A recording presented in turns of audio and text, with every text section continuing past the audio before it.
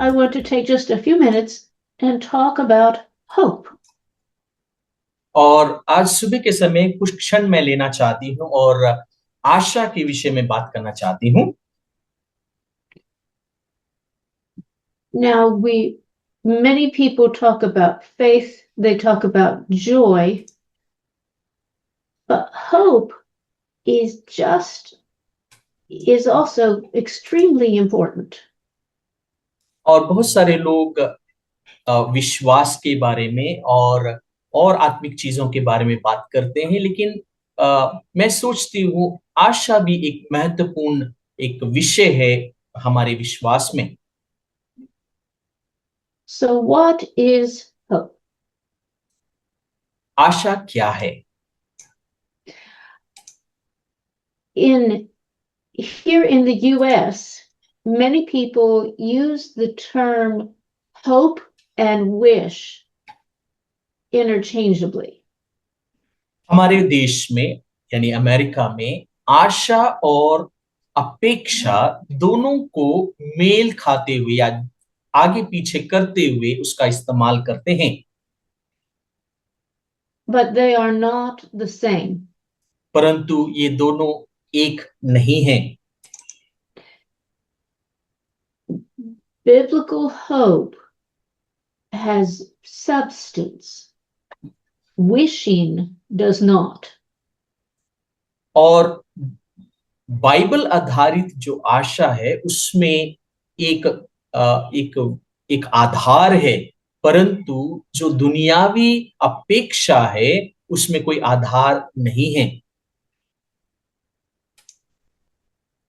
For example, if you have a container of rice in your kitchen, you have every expectation or every hope that you can have rice for lunch today. उदाहरण के रूप में अगर आपके kitchen के अंदर एक पात्र में चावल है, तो आप ये पूर्ण आशा रख सकते हैं या अपेक्षा रख सकते हैं कि आज दोपहर के खाने में आप चावल खा सकते हैं। I realize that sounds like a very simple example. मैं सोचती हूँ आप कहेंगे कि ये तो बहुत साधारण सा एक उदाहरण है, But a person who has accepted Jesus as Lord and Savior has every hope that every aspect of sozo belongs to him or to her. परंतु एक व्यक्ति जिसने प्रभु यीशु मसीह को अपना उद्धारकर्ता और प्रभु कहकर स्वीकार किया है, उसके पास में ये हर एक तौर पर एक आशा है कि जो सोजो के मिश्रण या सोजो का जो मूल अर्थ है वो उसका है या उस बहन का हो सकता है। Just like the person with the rice in the kitchen can hope to have lunch, the person who has accepted Jesus as Lord and Savior has every reason to expect sozo in their life. जैसे उस व्यक्ति का जिसके kitchen के अंदर उस पात्र में चावल है और वो अपेक्षा रख सकता है कि मैं आज खा सकता हूं, उसी प्रकार से एक विश्वासी का भी ये आधारभूत एक आशा है कि वो यीशु मसीह में उन सोजों के मूल अर्थ को अपने जीवन में प्राप्त कर सकता है। And just like we talked about last time, sozo, the Greek word sozo is saved, healed, delivered, preserved equally. और जैसा हमने पिछले सत्र में सीखा था कि सोजो जिसके मूल आधार अर्थ हैं कि वो छुड़ाया गया है, बचाया गया है, संरक्षित रखा गया है और उद्धार पाया है या छुड़ाया गया है। So we who have been saved have Christ's healing, salvation, preservation, and all of that. और जो हम बचाए गए हैं, हमें मसीह में हमारा छुड़ाना, हमारा चंगाई पाना, हमारे लिए सुरक्षित रखा जाना, ये सब कुछ मसीह में हमें प्राप्त होता है। We have the hope of every part of that. हम में सोजो के हर एक भाग का अर्थ हमारे जीवन में प्राप्त होता है। In the Bible, there are multiple words for hope in both the Greek and the Hebrew.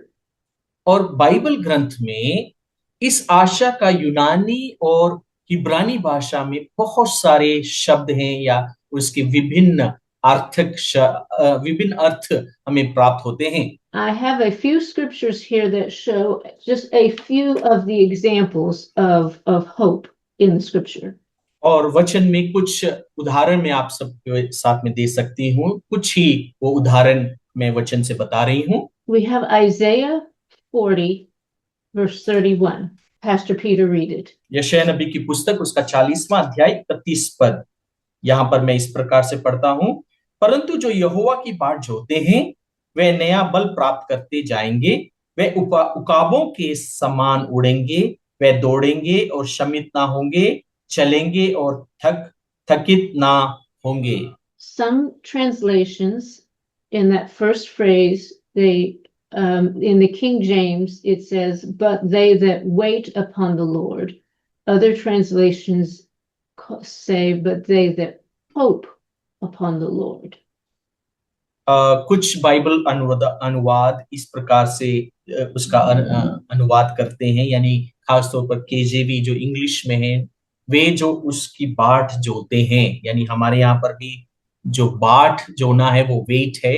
कुछ अनुवादों में वे जो परमेश्वर पर आशा रखते हैं, ये शब्द इस्तेमाल किया गया है। The Hebrew word in this is, I do not know exactly how it's pronounced, but it's something like hawa. और हिब्रानी शब्द जो यहाँ पर खासतौर पर पाया जाता है, शायद उसका उच्चारण हम सही से ना कर पाए, लेकिन खावा उसको कह सकते हैं।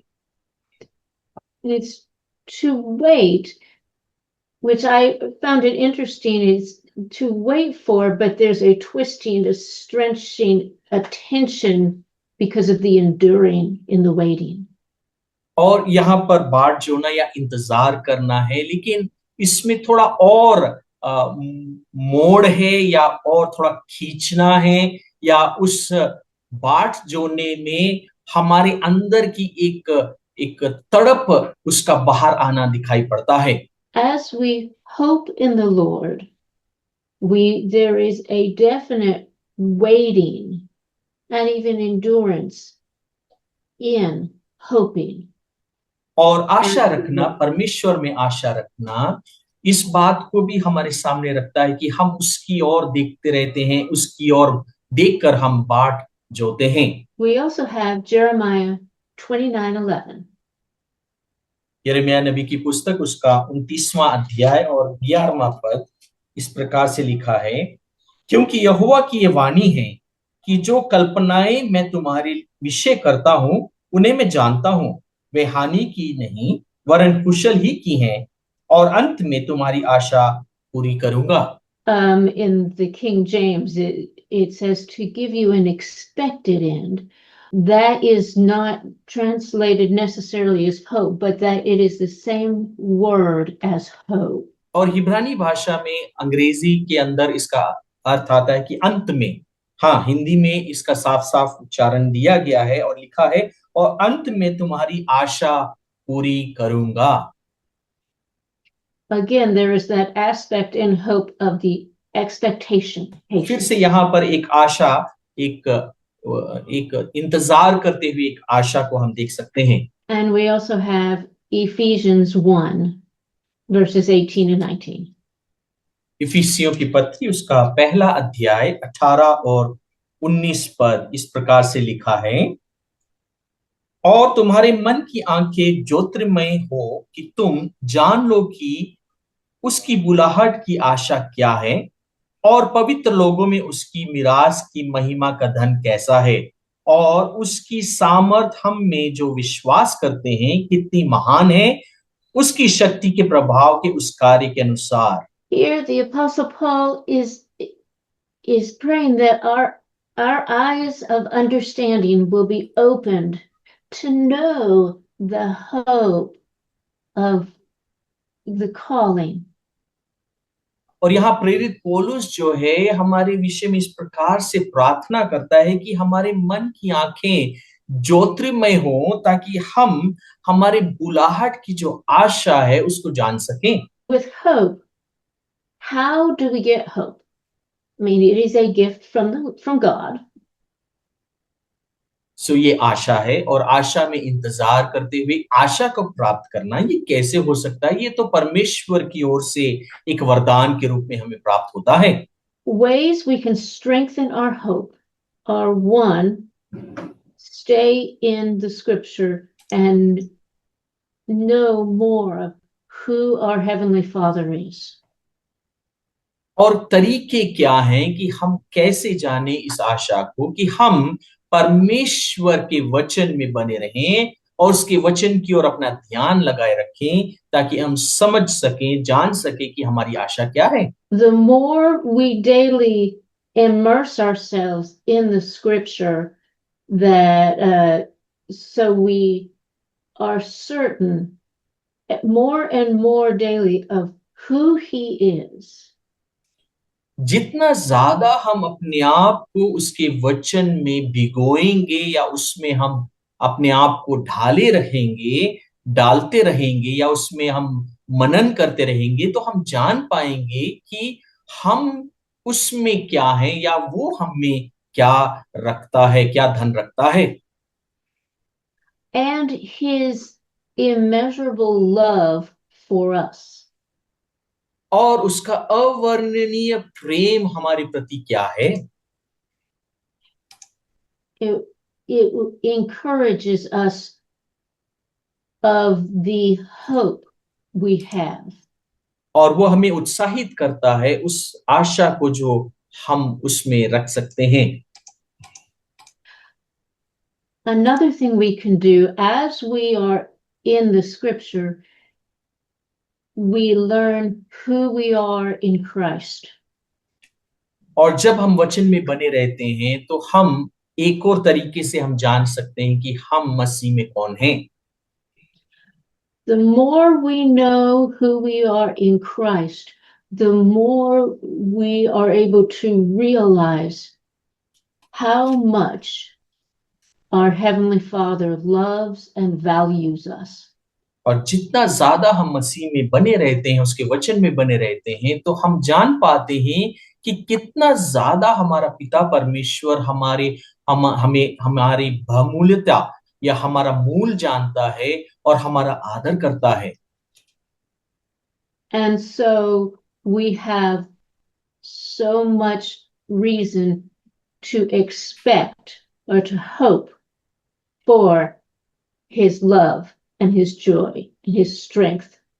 और कितना ज्यादा हम उसकी ओर आशा रख सकते हैं, अपेक्षा कर सकते हैं कि वो हमारे लिए जो रखता है हम उसे प्राप्त करें, जो हमारे लिए उसने संजो कर रखा है। And something else for us to remember is Psalm 147:11. और भजन 147 का 11वां पद एक और चीज जिसको हम याद रख सकते हैं, यहोवा अपने डरवियों ही से प्रसन्न होता है, अर्थात उनसे जो उसकी करुणा की आशा लगाए रखते हैं। As we hope and have full expectation in the Lord, जब हम संपूर्ण आशा परमेश्वर की ओर लगाए रखते हैं, we can remember how much it pleases Him for us to have that hope. इस बात को हम याद रख सकते हैं कि कितना ये बात उसको प्रसन्न करता है कि हम उसमें आशा लगाए रखें। And that is my teaching. और ये मेरी ओर से आपके लिए एक शिक्षा का समय है। Thank you so much for this wonderful time of teaching to us, इस अच्छे अनुच्छेद के लिए, इस अच्छे शिक्षा काल के लिए हम पास्टर अमेंडा का धन्यवाद करते हैं। आइए हम उनके लिए ताली बजाकर प्रभु का धन्यवाद करें। Let's all clap for Pastor Amanda and thank her for this wonderful teaching. Amen. Amen. We come to the next part of the teaching, and I request Pastor Ronald Fuller to take over the class. I always enjoy it while she's getting this set up for you. I always enjoy it when people can hear that a hope is something they already possess. Therefore, it's something in which they can hope. और जैसे जैसे pastor Amanda इन सारी setup को रख रही है, मैं इस बात से बड़ा उत्तेजित हुआ और बहुत आनंदित हुआ कि हम सब इस आशा के प्रति कितना हम सीख सकते हैं और कितनी बड़ी आशा हम सबों को प्रभु ने दिया है। I chose to speak to you on call on the covenant. और आज सुबह के समय जिस विषय पर मैं आप सबों से बातचीत करना चाहता हूँ या सिखाना चाहता हूँ, वो है कि हमारी बुलाहट को आह्वानित करना।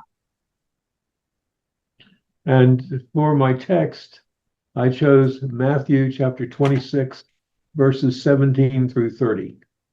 और आधार के लिए वचन को मैंने लिया है मत्ती रचित सुसमाचार उसका 26वां अध्याय 17 से 30वां पद। अख़मीरी रोटी के पर्व के पहले दिन चेले यीशु के पास आकर पूछने लगे, तू कहाँ चाहता है कि हम तेरे लिए फसह खाने की तैयारी करें? उसने कहा, नगर में अमुक व्यक्ति के पास जाकर उससे कहो, गुरु कहता है कि मेरा समय निकट है, मैं अपने चेलों के साथ तेरे यहाँ पर्व मनाऊंगा। अतः चेलों ने यीशु की आज्ञा मानी और फसह तैयार किया। What we see here is that they're making preparation to celebrate. हम यहाँ क्या देखते हैं कि वे तैयारी कर रहे हैं पर्व मनाने के लिए। और यहाँ लिखा है 18वां वचन, उसने कहा, नगर में अमुक व्यक्ति के पास जाकर उससे कहो, गुरु कहता है कि मेरा समय निकट है, मैं अपने चेलों के साथ तेरे यहाँ पर्व मनाऊंगा। So here we see he tells them, go to such a man. And this is not a specific person that he tells them. He just says, just go to such a man. और यहाँ पर वो प्रभु उनसे कहते हैं कि नगर में अमुक व्यक्ति के पास, यानी व्यक्ति का नाम नहीं है परंतु कोई भी व्यक्ति, यानी उस व्यक्ति के पास जाकर उससे कहो। And so he tells them, the master saith, my time is at hand. So what's he saying here? The word there used for master in Greek means doctor, master, teacher, instructor.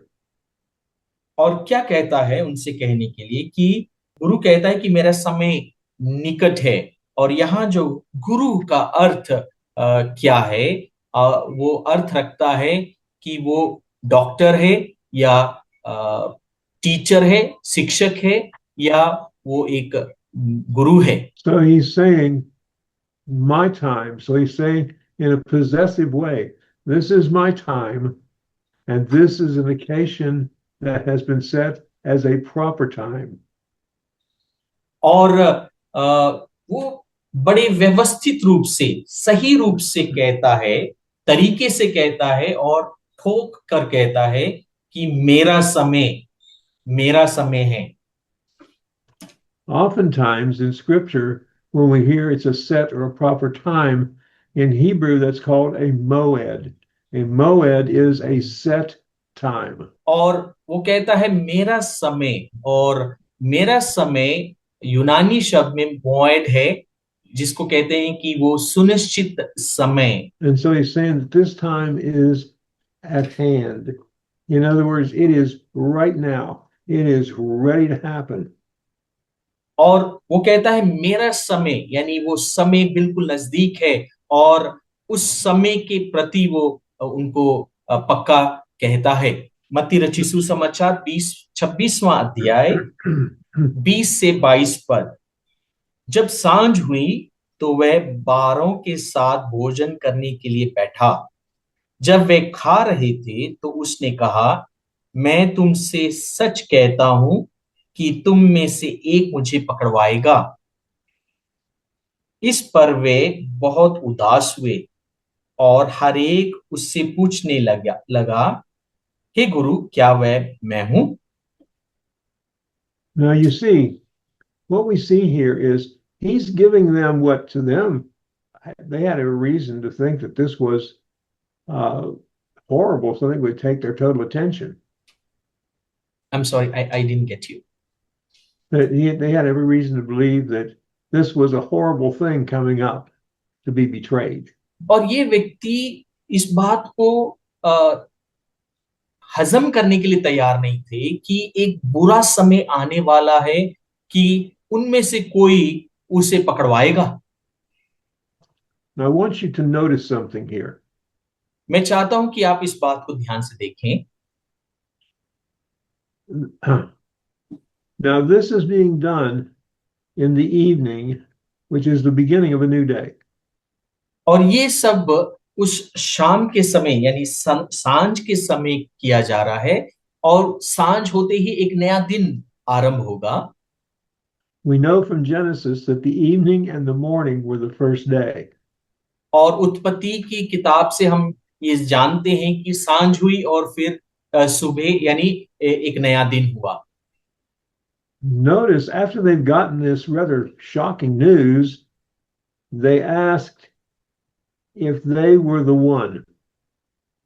और जब उन्हें ये बात सामने की गई तो वे आपस में या उससे पूछते कि क्या मैं वह व्यक्ति हूं। They were not asking how this is going to happen. They weren't asking for details. The only detail they were interested in was basically, what about me? और जब ये बात उनके सामने रखी गई तो वे और किसी चीज की जानकारी प्राप्त नहीं कर रहे हैं कि ये कैसा होगा, परंतु ये कि मेरे विषय में क्या होगा, मेरा क्या है इसमें, क्या मैं वह हूं। So immediately they want some sort of a personal prophecy. In other words, they're focusing on themselves, not their Lord. और ये क्या चाह रहे हैं कि ये उनके प्रति एक भविष्यवाणी की जाए या पूरा ध्यान उनकी ओर किया जाए। उसने उत्तर दिया, जिसने मेरे साथ थाली में हाथ डाला है वह मुझे पकड़वाएगा। मनुष्य का पुत्र तो जैसा उसके विषय में लिखा है जाता ही है, परंतु उस मनुष्य के लिए शोक है जिसके द्वारा मनुष्य का पुत्र पकड़वाया जाता है। यदि उस मनुष्य का जन्म ही ना होता तो उसके लिए भला होता। Now we can see here that we are seeing a foreshadowing.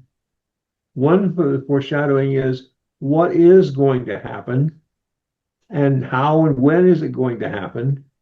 But they said, and Jesus is saying, for the person who does this will not be good. और ये क्या देखते हैं यहाँ पर कि ये एक छाया के रूप में हमें दिखाई पड़ता प्रतीत होता है कि क्या होने वाला है, कैसे होगा और उसका कैसे समागम किया जाएगा।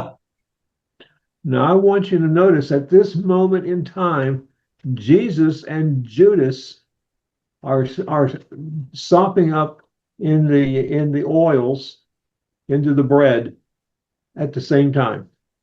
और देखिए यहाँ पर यीशु और यहूदा दोनों उसी मेज पर बैठे हैं और दोनों उस कटोरे में उस रोटी के टुकड़े को डुबो रहे हैं। It is after this that then Judas will be going on his way, leaving the others at the meal. और इसके उपरांत हम देखते हैं कि यहूदा उनको वहां से छोड़कर आगे निकल जाता है। तब उसके पकड़वाने वाले यहूदा ने कहा, हे रबी, क्या वह मैं हूं। उसने उनसे कहा, तू कह चुका। जब वे खा रहे थे तो यीशु ने रोटी ली और आशीष मांग कर तोड़ी और चेलों को दिखाकर कहा, लो खाओ, ये मेरी देह है। And so Judas knows what he's done. कि यहूदा ने जो किया है वो जानता है उसने क्या किया है। And so now he asks the same question that the others ask. And Jesus knows what he's done because he has knowledge of it in a divine sense. And he reminds Judas, you said it.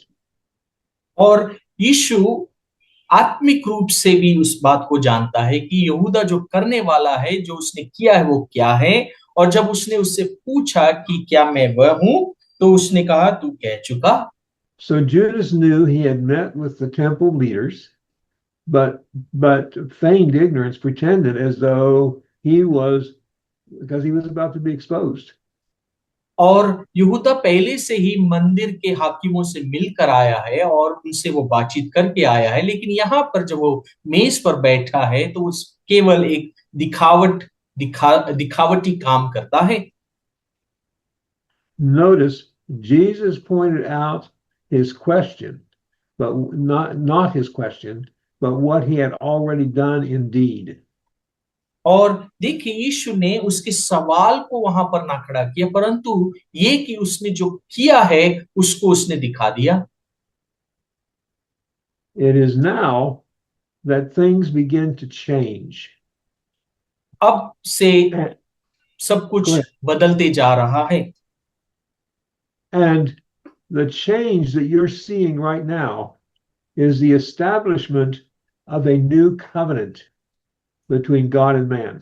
और ये बदलाव जो है वो ऐसा बदलाव है कि परमेश्वर मनुष्य के बीच में एक नई वाचा परमेश्वर बांधता है। वचन में लिखा है 26 से 28 पद में, जब वे खा रहे थे तो यीशु ने रोटी ली और आशीष मांग कर तोड़ी और चेलों को देकर कहा, लो खाओ, ये मेरी देह है। फिर उसने कटोरा लेकर धन्यवाद दिया और उन्हें देकर कहा, तुम सब इसमें से पियो, क्योंकि ये वाचा का मेरा वह लहू है जो बंधुओं के लिए पापों की क्षमा के निमित्त बहाया जाता है। Now then, the word covenant here, we sometimes say the New Testament or the Old Testament. And matter of fact, it would be better if we said New Covenant and Old Covenant, because there's a change happening right here. For example, और देखिए हम अक्सर पुराना नियम और नया नियम कहते हैं। ये अच्छा होगा कि हम अगर इस प्रकार से कहें कि पुराना निबंध और नया निबंध, नई वाचा या पुरानी वाचा। now remember something, because covenant is something we need to understand that we are in with God through Christ. और वाचा को हमें समझना है कि वाचा क्या है। हम मसीह में एक किए गए हैं, मसीह में हम अलग किए गए हैं। Now, if we go to the Old Testament and remember when David hears what Goliath is saying, अगर हम पुराने नियम की ओर दौड़कर जाएं और देखें कि दाऊद क्या सुनता है गोलियात को कहते हुए, David says, who is this uncircumcised Philistine that says these kinds of things? Now I'm paraphrasing there, but says these kind of things. और दाऊद क्या कहता है, ये खतना रहित फिलिस्ती कौन है जो इस प्रकार की बातों को कहता है। Now we know they tried to give him all kinds of armor and everything, and he rejected it. और हम जानते हैं कि दाऊद को अलग अलग प्रकार के अस्त्र शस्त्र दिए गए और उसने उसको ठुकरा दिया। And David walked out onto that field of battle in front of this giant. और दाऊद उस युद्ध क्षेत्र में इस बड़े दानव के सामने आकर खड़ा हुआ। Not only that, he told the giant what he was going to do to him, and that he was going to cut off his head with his own sword. और जब वो उस दानव के सम्मुख खड़ा था, यानी गोलियात के सामने खड़ा था, वो कहता है कि वो क्या करेगा और उसके ही तलवार से उसकी गर्दन को अलग करेगा। ये उसने उसके सामने कहा। Now then, let's look again. Where did David get the bravery to go out on that battlefield and do that.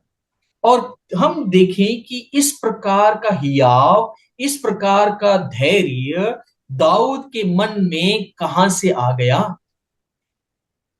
David knew that he was in covenant with God because God was in covenant with Israel. और देखें कि दाऊद जानता था कि परमेश्वर ने उसके साथ में वाचा बांधी है और इस्राएल के साथ में परमेश्वर ने वाचा बांधी है। He knew that he was coming from a position of power and strength and ability. और वो जानता है कि वो उस ताकत और उस अधिकार और उस स्थानांतर में जाने वाला है। Now, he knew it wasn't his power, his strength, or his ability, but that which God gave him at that point time to do this deed. और दाऊद जानता है कि ये उसकी अपनी काबिलियत नहीं है, ये उसकी अपनी ताकत नहीं है, परंतु ये उस समय के लिए परमेश्वर ने उसको उस ताकत को, उस धैर्य को, उस सामर्थ को दिया। This is why we need to be so close in the scriptures on a daily basis. इसी कारण हमारे लिए आवश्यक है कि हम वचन के नजदीक प्रतिदिन बने रहें, So we do not forget a covenant that we have through Christ. ताकि हम परमेश्वर यीशु की ओर से जो हमारे साथ में वाचा बांधी गई है उसको ना भूलें। And so we see that bread is food for the body and scripture is food for the soul. और देखें कि भोजन शरीर के लिए ताकत है, वैसे ही वचन आत्मा के लिए ताकत है। 28 से 30 पद में लिखा है, मत्ती रचित सुसमाचार 26 अध्याय 28 से 30, क्योंकि ये वाचा का मेरा वह लहू है जो बहुतों के पापों की क्षमा के निमित्त बहाया जाता है। मैं तुमसे कहता हूं कि दाख का ये रस उस दिन तक कभी ना पीऊंगा जब तक तुम्हारे साथ अपने पिता के राज्य में नया ना पीऊं। भजन गाकर जैतून पहाड़ पर गए। So Jesus is saying to them, this is the blood of the new covenant. और यीशु उनसे कहते हैं कि लहू में ये नई वाचा है। We have here a new covenant coming into being. And that covenant is coming through Jesus' body, the promises from his body that you're going to be, that you're healed and all the things that Isaiah said. And then we find that then he addresses the cup that they're going to take. और देखिए यहाँ नई वाचा बन रही है। यीशु के द्वारा वो नई वाचा उसके शरीर में, उसके लहू के बहाए जाने में, यानी उसके शरीर के मार खाए जाने से हम चंगे होते हैं, उसमें हम एक होते हैं। उसके पाप, उसके पवित्र लहू के बहाए जाने के द्वारा हम पवित्र किए जाते, पापों की क्षमा होती है। वो नई वाचा यहाँ पर यीशु के द्वारा हमें मिल रही है। So when Jesus uses the word remission of sins, the word remission, freedom, pardon, deliverance, forgiveness, liberty. और यहाँ पर पापों की क्षमा के निमित्त बहाए जाना, बहुतों के लिए पापों की क्षमा के निमित्त, क्षमा में हमारा छुटकारा पाया जाना, उसमें उद्धार पाना, उसमें चंगाई पाना और उसमें स्थिर किया जाना, ये सब कुछ मिश्रित है। पहला कुरिन्थियों 11वां अध्याय 23 और 24 पद, क्योंकि ये बात मुझे प्रभु से पहुंची और मैंने तुम्हें भी पहुंचा दी कि प्रभु यीशु ने जिस रात वह पकड़वाया गया रोटी ली और धन्यवाद करके उसे तोड़ी और कहा, ये मेरी देह है जो तुम्हारे लिए है, मेरे स्मरण के लिए यही किया करो। So Jesus' body and the Holy Spirit through this is in us. And you're saying, I'm sure, this certainly sounds a lot like a communion service. Well, of course, this is where he came from. But Jesus' body and his Holy Spirit is in us. और देखें यीशु क्या कहते हैं, उसका शरीर और उसका आत्मा हम में है। और ये जो वचन हम पढ़ रहे हैं, ये इस प्रकार से अक्सर जब हम प्रभु भोज लेते हैं, प्रभु भोज का समय बनता दिखता है। और ये हाँ जरूर प्रभु भोज के समय में पढ़ा जाने वाला वचन है। और यीशु का वचन यानी उसका देह और उसका आत्मा हम में है। So then, when Paul says now in Corinthians 11, for I received this of the Lord. Go ahead now with that one, please. और पौलुस इस प्रकार से उसको कहता है कि प्रभु की ओर से ये बात मुझे पहुंची, प्रभु की ओर से ये बात मुझे पहुंची और मैंने भी तुम्हें पहुंचा दी। So he tells us clearly, when we do this, okay, when he says we show, or it says shew, but it means show, then what we're doing is when we do this, we're announcing, we're proclaiming, we're promulgating, I don't know why I'm not getting that word, declares, preaches, and speaks of and teach. When we do this, we're making a declaration.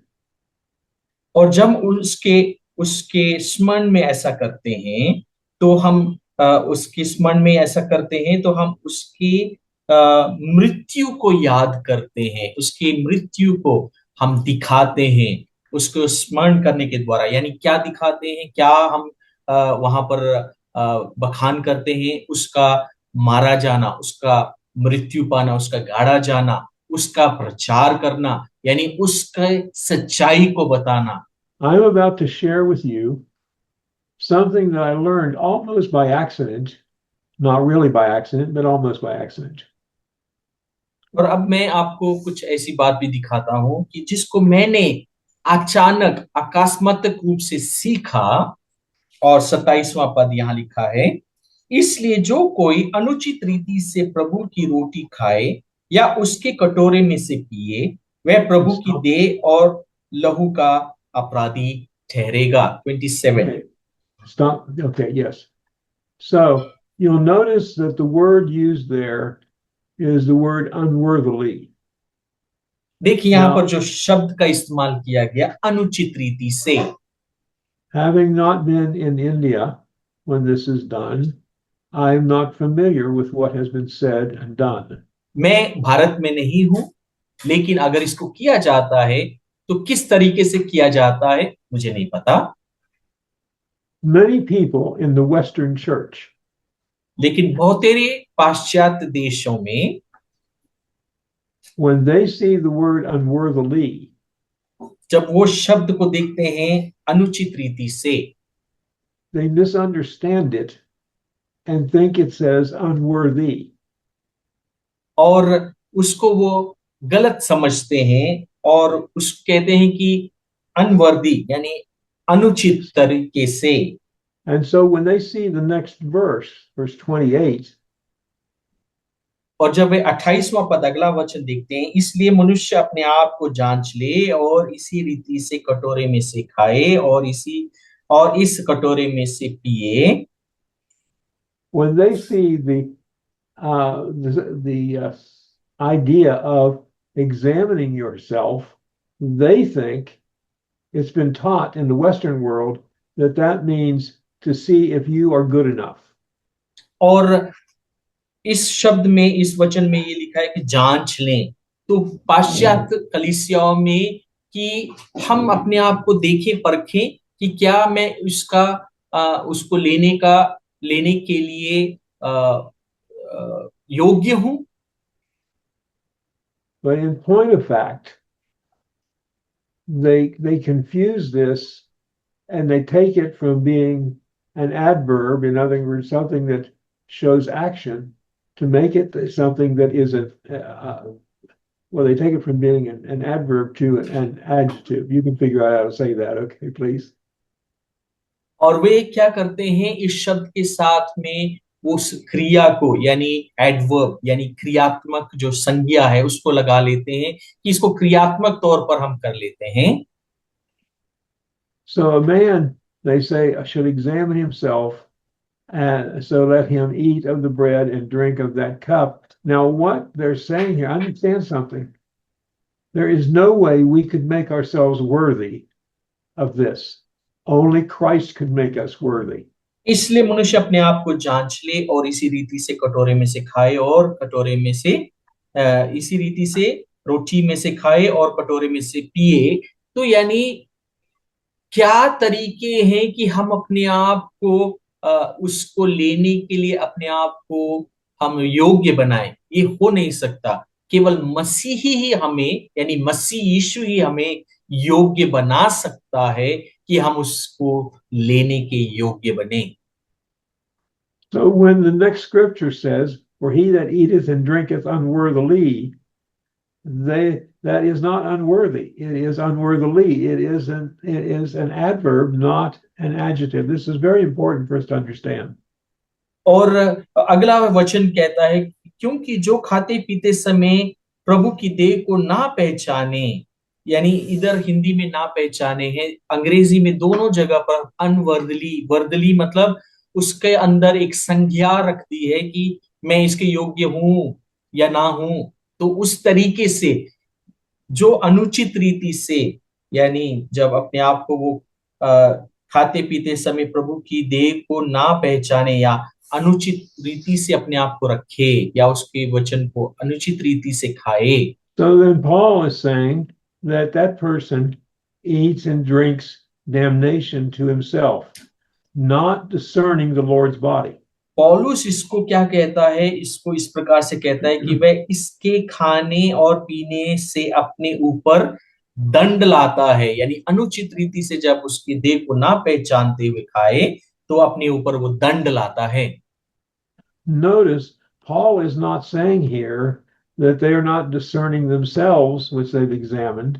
They're not discerning the Lord's body. देखिए वो ये नहीं कहता पौलुस कि वे अपने आप को जांच नहीं रहे हैं, वे अपने आप को जांचते हैं, यानी अपने आप को कोशिश करते हैं कि मैं सही कर लूं, लेकिन सही तौर पर वे परमेश्वर की सच्ची देह को नहीं पहचान रहे हैं। So it is Christ's body, according to Isaiah, that took our diseases, took our problems, and took it on himself. If we don't understand what that means, we will never realize why we're eating the bread which represents the flesh of Christ. और देखें यशायाह नबी की पुस्तक के आधार पर उसका शरीर जो तोड़ा गया वो हमारे पापों को, हमारे घावों को ठीक करने के लिए तोड़ा गया। इसी कारण मसीह की देह जो हमारे लिए तोड़ी गई है उसकी सच्चाई को, उसकी महत्वपूर्णता को हमें समझना है। And Paul went on to say that if people did not understand the meaning of the bread, of the body of Christ, then that was the reason that many are weak and sickly among you and many sleep. और इसी कारण पौलुस इस बात को यहाँ पर कहता है कि जिन्होंने अनुचित रीति से यानी ना पहचानते हुए, यानी उसके देह की सच्चाई को ना पहचानते हुए सरासर तौर पर सिर्फ अपने आप को शुद्ध करने के लिए उन्होंने अपने आप को जांच लिया, परंतु सही तौर पर मसीह की देह को ना पहचाना जिसके द्वारा हमारे लिए चंगाई है। परंतु यहाँ पर देखिए ना पहचानने के कारण पौलुस कहता है कि प्रभु हमें दंड देकर हमारी ताड़ना करता है, इसलिए बहुत सारे क्या है बीमार और बहुत सारे सो भी गए हैं। So then the Greek word here, unworthily, means that you're taking it, not understanding its meaning, therefore it's irreverently taken and unworthily taken. और इसी कारण अनवर्दली जो शब्द है अनुचित, उसका यूनानी अर्थ है कि हम उसे आदर पूर्वक ना खाते हुए, यानी उसकी गहनता को ना समझते हुए खाते हैं। It's very important that we understand Christ always makes us worthy.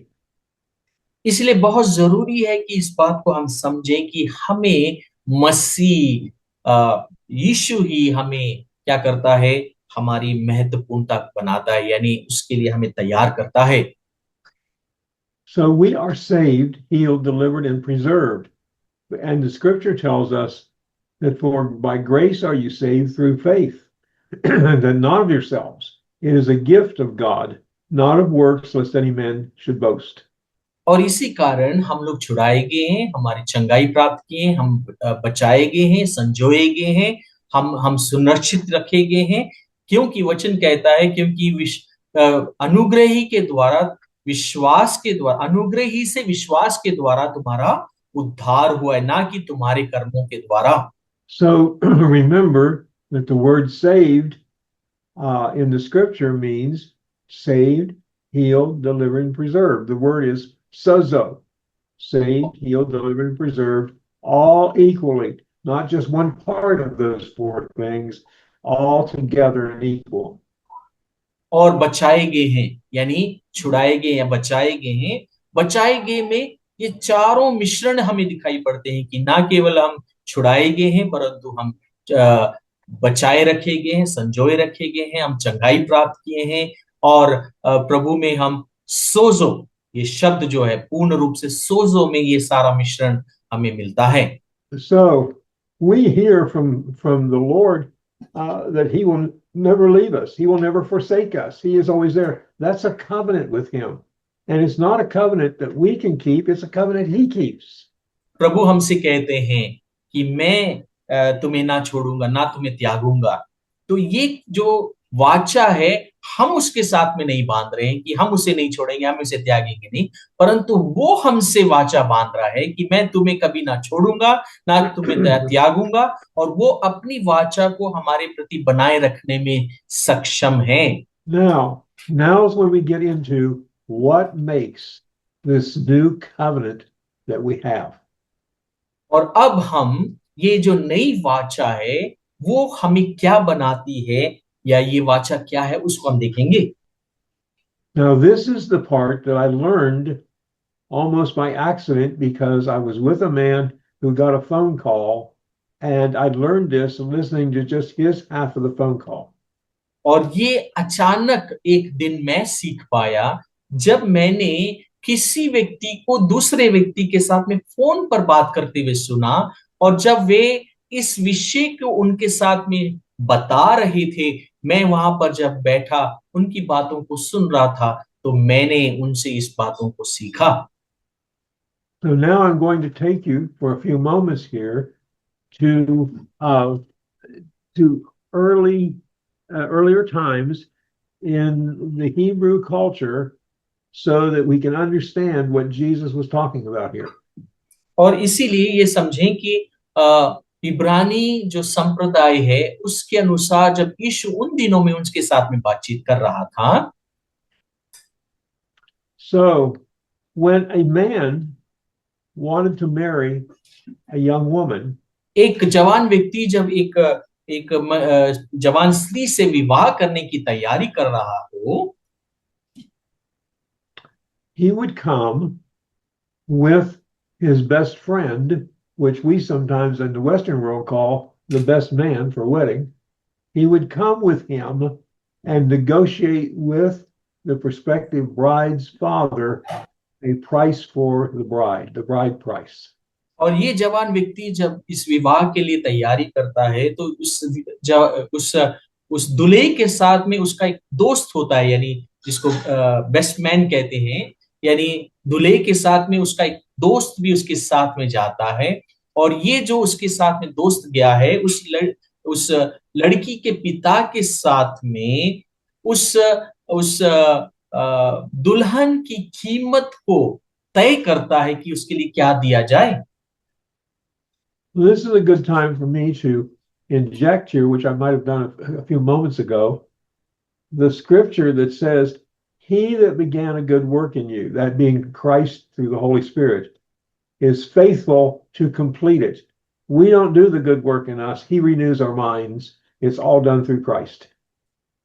और इस बात को भी मैं याद करवाना चाहता हूं कि जो वचन कहता है जिसके द्वारा हमारे मन के लिए तैयारी हो सकती है, कि जिसने तुम में एक कार्य को आरंभ किया है वो उसको पूर्ण करने के अंत तक पूर्ण करने में योग्य परमेश्वर है, ताकि तुम भले कामों के लिए सृजे जाओ। तो वो भले कामों के लिए हम अपने आप से तैयार नहीं होते, यानी जिस काम को उसने आरंभ किया है उसको पूर्ण करने में वो योग्य परमेश्वर है, वो हमारी सहायता करेगा कि हम उसके अनुसार बनते चले जाएं। So now let me set the scene. They're in a room. The father is on one side of the table. The prospective bride is on the same side there. One side, it doesn't really matter that much. And then you have the prospective groom in this room, along with the best man. देखें, इस कल्पना को बनाएं कि आप इस कक्ष में हैं और इस कक्ष में उस दुल्हन का पिता एक मेज की दूसरी ओर बैठा है और दुल्हा और उसके साथ में आया हुआ उसका मित्र एक तरफ बैठे हैं। Now then, the conversation between the man who wants to be the groom and the father of the bride goes on for some time. The bride is right there. She is at the table, but she is not permitted to say a word. और यहाँ पर वार्तालाप होती है और उन वार्तालापों के बीच में हम याद रखें कि दुल्हन उस मेज के दूसरी ओर बैठी है और उस दुल्हन एक भी शब्द कहने के लिए उसको आज्ञा नहीं है, वो बिल्कुल खामोश वहां पर बैठी रहती है। Now, the two men who are talking on the phone, that I'm only able to hear one half of the conversation, had I not known the scriptures, I wouldn't have understood totally what they were talking about. और उन व्यक्तियों का जो phone में बातचीत कर रहे थे, उनको अगर मैंने उनकी जो बातें मैंने सुनी, अगर उसको मैंने सही तौर पर ना समझा होता। So, in the process of this negotiation, the father and the prospective groom have a cup of wine. When they reach certain points in agreement, then they have a cup of wine. और देखें, इस कक्ष के अंदर जब दुल्हन का पिता और दुल्हा का जो दोस्त है उधर बैठे हैं और जब वे एक निर्णय पर पहुंचते हैं तब वो एक मदिरा यानी जूस जो वहां पर रखा होगा वे दोनों उसमें से पीते हैं। Now these two men who are talking on the phone were born Jews. और ये दोनों व्यक्ति जो फोन में बातचीत कर रहे हैं वे दोनों यहूदी व्यक्ति हैं जो बात कर रहे हैं। But now they have accepted Christ and they're Christians. और अब वे मसीह को ग्रहण किए और मसीही कहलाते हैं। And the reason for their phone conversation is they are doing the final preparations to teach this at a church. और उन दोनों का आपस में बातचीत करना उस तैयारी के लिए था कि आगे आने वाली कलीसिया में जहां पर उन्हें जाना है उसको सिखाएंगे। So when they go through about 4 to 5 cups, that's the father and the groom. और ये जो दुल्हा और दुल्हन के पिता है, जब वे 5 से 6 जब मंदिरा के वो घूंट पीते हैं, and the father of the bride has accepted a price for his daughter, a bride price. और दुल्हन का जो पिता है उसने उस दुल्हन की कीमत को उसने तय कर लिया है। Now then, when that is completed, the groom pours a cup for the bride and he offers the cup to her. और जब ये तय हो जाता है तो दुल्हन के लिए वहां पर एक प्याला में उनको भी दिया जाता है। Now I'm sure that all of you understand that as believers in Christ that we are the bride of Christ. और मैं और आप ये बात जानते हैं कि मैं और आप मसीह यीशु में उसकी दुल्हन हैं। So when the groom offers the bride the cup, now is the only time she has any say in what is occurring. और जब दुल्हा उस दुल्हन को उस प्याले को देता है तो उसके दुल्हन के पास में ही अब कहने के लिए कुछ है। If she says, no, I will not take the cup, अगर the वो wedding is, दुल्हन कहे कि मैं इस प्याले को ना लूंगी, the wedding is off, because she does have the right to reject the wedding, but only at this point. और इस क्षण में यानी इस लम्हे तक जहां तक बातचीत करते हुए आए हैं, और जब प्याला दुल्हन को दिया जाता है, अगर दुल्हन उस प्याले को लेने से इनकार करती है तो अब वो शादी रोक दी जा सकती है, और यही एक क्षण है जहां पर दुल्हन उसको ना कह सकती है। Now, this is where this really became exciting for me. और ये क्षण था जब मेरे लिए बहुत ही उत्तेजात्मक हो चुका था। And the disciples who were with Jesus there in John 14 knew what he meant. और अब शिष्य जो हैं यूहन्ना 14वें अध्याय में हैं, और वे जानते हैं कि यीशु उनसे क्या कहता है, Because the part of the story that I just told you.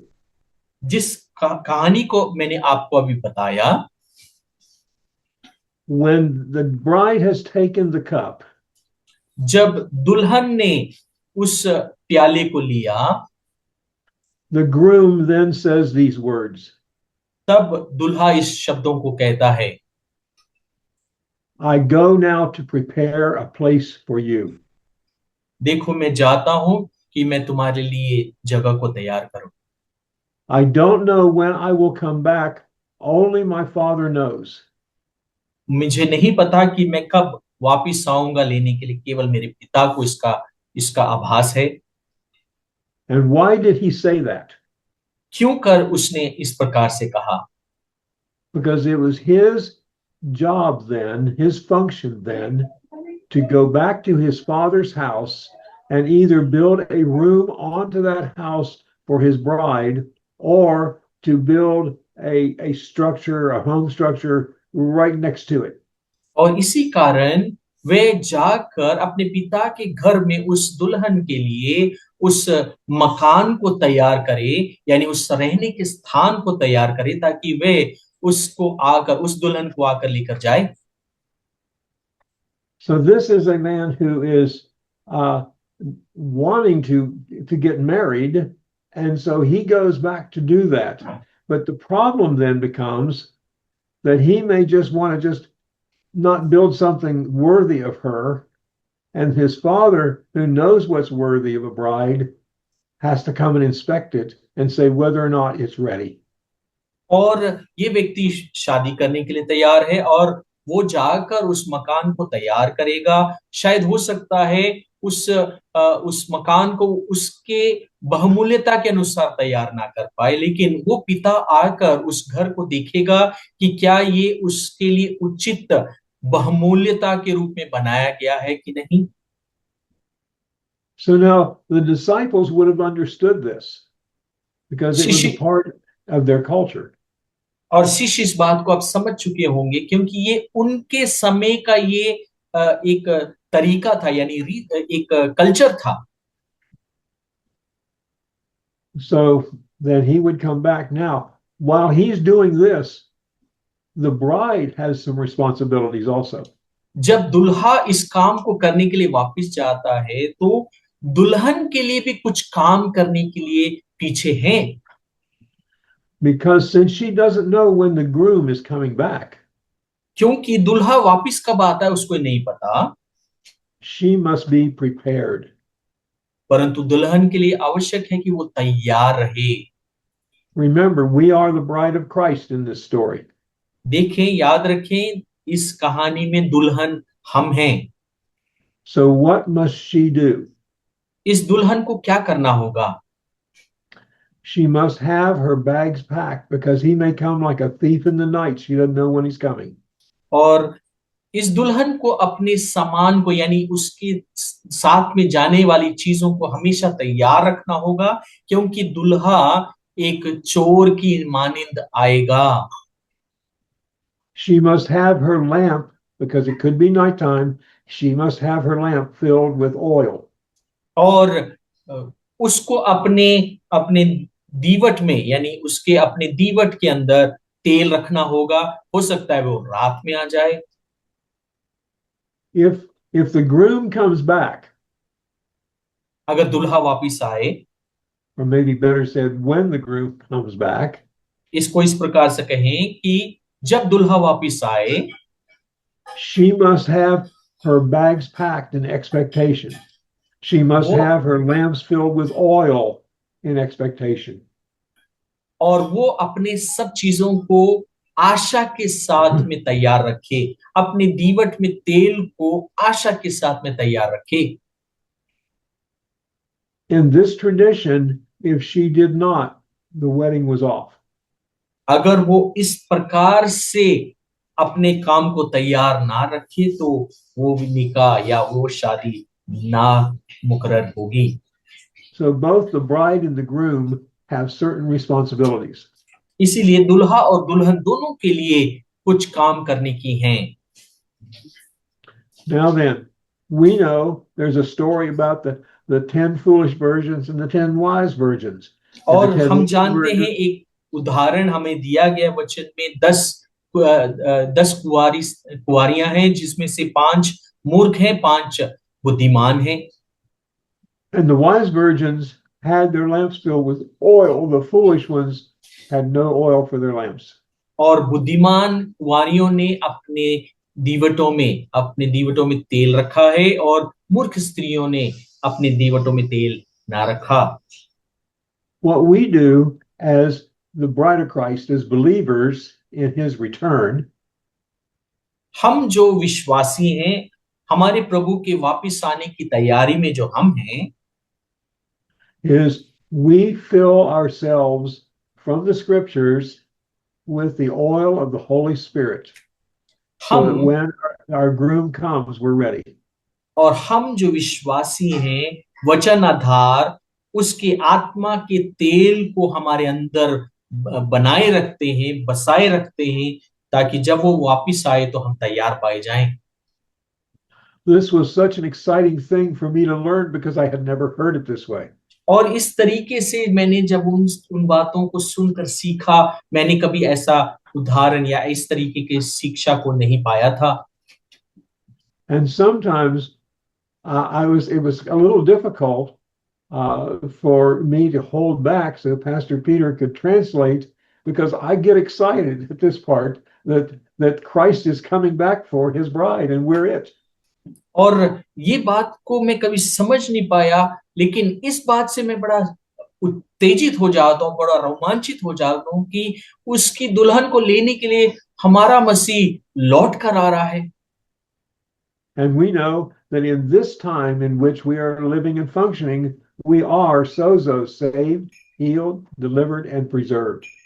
और हम जो इन दिनों में, इन समयों में रहते हैं, हम सब सोजो हैं कि हम बचाए गए हैं, छुड़ाए गए हैं, चंगे किए गए हैं और संरक्षित रखे गए हैं।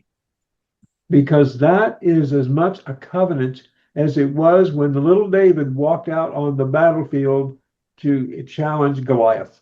और ये एक वाचा है जो बांधी गई है, और वो वाचा में ही दाऊद उस युद्ध के क्षेत्र में, उस वाचा के भीतर रहते हुए उस युद्ध करने के लिए गोलियत के सामने चला गया। So my friends, walk in faith with the hope, as my wife was talking to you about, with the hope which is yours because Christ gave it to you. Nothing you earned, he gave it to you. Walk with this hope, even when you're challenged. और इस कारण मेरे प्रिय भाइयों, मेरे मित्रों, उस आशा में, वो आशा जो मेरी पत्नी ने भी आपके साथ में शेयर किया, वो आशा जो हमारे अंदर से नहीं है, परंतु उस आशा को जो मसीह हमें देता है, हम उस आशा को रखते हुए धैर्यता के साथ में चले, जब हम इतनी सारी चुनौतियों का सामना कर रहे हैं। When the two men that I talked about that were born Jews and now they were Christians were talking on the phone, और वो यहूदी भाई जिनके बारे में मैंने कहा, जो अपने आप से आपस में फोन में बात कर रहे थे, वो यहूदी थे लेकिन अब मसीह हैं। the man I was with, when the phone call was over, apologized over and over again to me because it wasn't just a few minutes, it was over a half hour. और वो व्यक्ति जो phone में उस समय बातचीत कर रहा था, उसने उस फोन को रखने के बाद में मुझसे बहुत बार माफी मांगा, ये कहते हुए कि मैंने बहुत ज्यादा समय ले लिया, क्योंकि वो बातचीत करीबन आधे घंटे तक फोन पे हुई। And I told him he had no reason to apologize to me. I would love to listen in on their conversations anytime. और मैंने उनसे कहा माफी मांगने की आवश्यकता नहीं है, क्योंकि उनसे उनकी बातचीत को सुनना मेरे लिए बहुत ही उचित लगा और मैं उससे बहुत बातों को सीख सका। I would tell you that I left there very, very excited.